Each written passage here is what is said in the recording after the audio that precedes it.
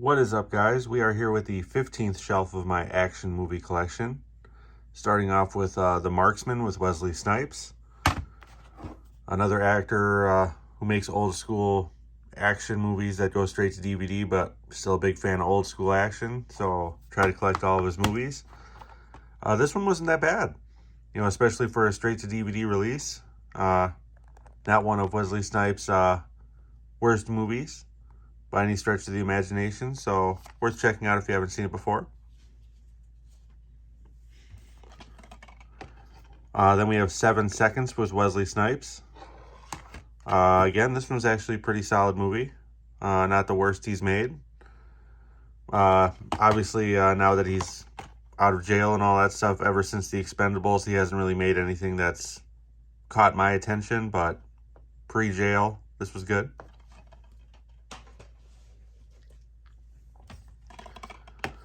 Then we have The Detonator. This one was not as good. I did not enjoy this one. I don't know, it's just something about it was missing. It seemed off. Can't exactly put my finger on it, but, it's worth watching if you have never seen it before, but I wouldn't go out of my way to see it unless you can find it somewhere for free.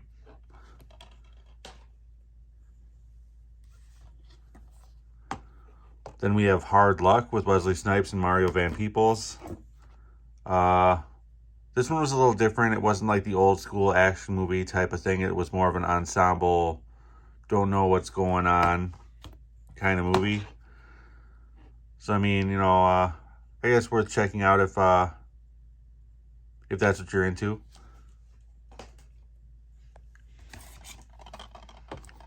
Then we have The Contractor with Wesley Snipes. This one was way better than The Detonator by a lot. Lena Headey is in this one, which helps as well. Great cast, a lot of action. Old school to the max right here.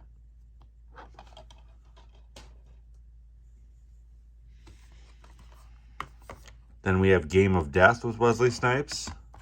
Again, another solid action movie. This was the one he made, I believe, right before he went to jail. And just very solid. Shows off his martial arts skills. The whole deal, definitely worth checking out.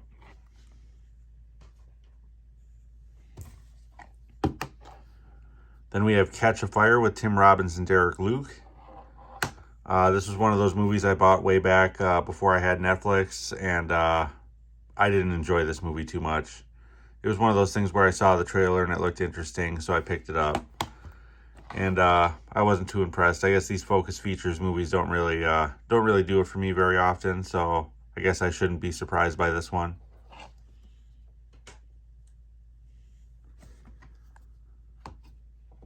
Then we have The Quiet with Alicia Cuthbert. I mainly got this because I was a big fan of 24 and she was in that. So I decided to check this one out. Not that good. This one was kind of a letdown. It was using her name and that was about it. And yeah, just not worth it.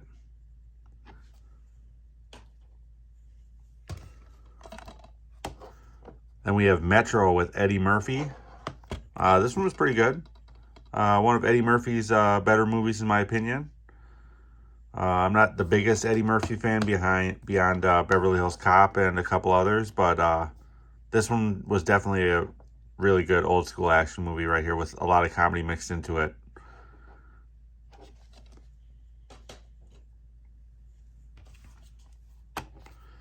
Then we have Kings of South Beach. I found this obviously at Blockbuster back when they were open and they would do those like 4 for $20 used movie sales things. And I was like, oh, Donnie Wahlberg. Watched it and it was like a cheap ripoff of Miami Vice in a way. Only they're not cops, they're club owners or whatever.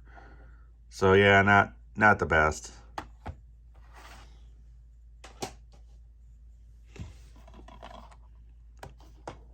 Then we have 1 Hour Photo with Robin Williams. This one was a creepy horror movie. This is, Robin Williams did fantastic in this movie. 100% worth checking out. Crazy stalker, Photoshop guy. Stalks and bothers a family through the whole movie.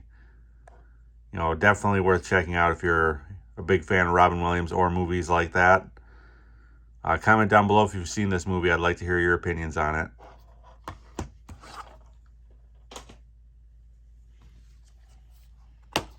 Then we have Jumanji, which is probably my favorite Robin Williams movie right here.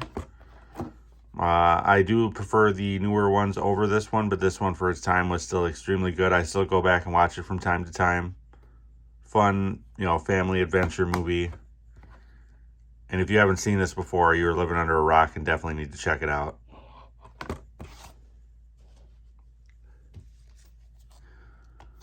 Then we have Shadow Boxer with Cuba Gooding Jr. Generally like Cuba Gooding Jr. straight to DVD action movies, because they're more like those old school type of things, and the cast for this movie interested me. And then I watched it, and it was bad. It was really, really bad. Don't even bother watching this one if you can avoid it.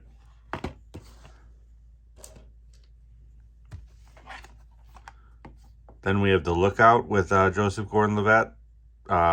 Great movie, very underrated.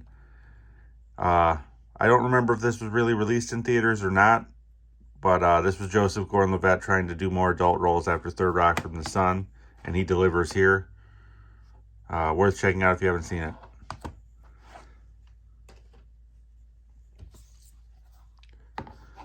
Then we have Lonely Hearts with John Travolta and James Gandolfini. This was a straight-to-DVD release, and it wasn't very good. I thought with the cast, this was back before I had Netflix, that it would be worth checking out, and I was wrong. It's like kind of slow, not the best. I mean, I guess if you're looking for something new to watch, but that's about it.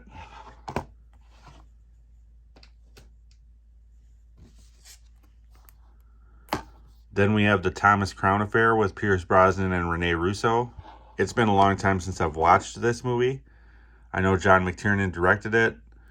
I do like him as a director. I don't really remember many of the details of this movie because it's been so long. So I honestly can't give you my opinion on this one because I honestly don't remember. Comments down below if you have seen it, if it's worth watching. I do know they're making some kind of remake with it with Michael B. Jordan. Then we have Line Watch with Cuba Gooding Jr. And this was, like I was talking about, I do like the old school action movies, and Cuba Gooding Jr. delivers here. Great story, lots of action, great cast. Nothing bad to say about this one if you're a fan of old school action right here.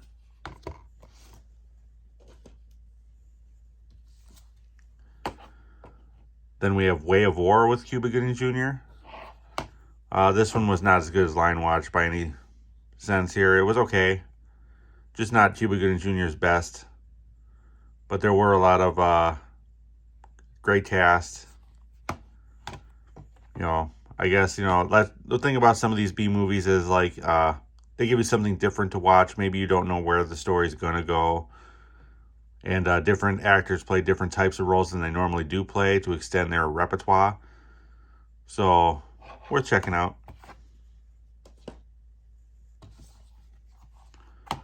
Then we have The Flock with Richard Gere and Claire Danes. Again, this one was one of those ones I got before I had Netflix because it had, Richard Gere in it. So I decided to give it a shot, and it was okay. It was definitely it was a creepy movie in a way. That is 100% for sure.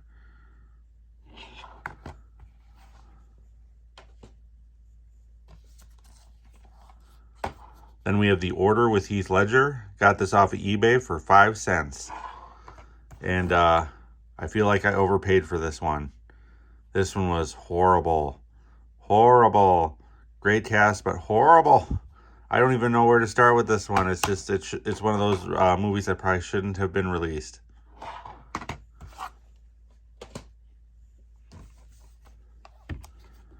Then we have Hero Wanted with Cuba Gooding Jr. and Ray Liotta.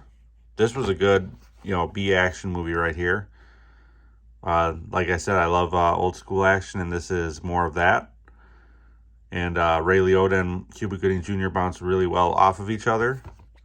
That and the lenticular cover is nice too. Can't go wrong with that.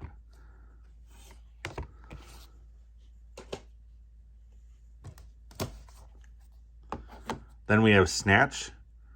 I'm not a big Guy Ritchie fan, but this movie was 100% better than Lock, Stock, and Two Smoking Barrels or whatever that one was. I'm also a big Jason Statham fan, which is what mainly drew me to this movie. And yeah, this one was a fun watch. You know, Jason Statham doesn't have a huge part, but you know, it is what it is. Early Jason Statham. Then lastly, we have The Truth About Charlie. Big Mark Wahlberg fan, so I had to check this out. Got it off of eBay for 25 cents. And it was okay. It wasn't the greatest, but it was okay. Just not what I was expecting it to be. But that will do it for this shelf. If you like content like this, please like and subscribe. Your support is much appreciated. I'm also over on Letterboxd. The link to that is over in the profile description of this channel. Otherwise, until next time, guys.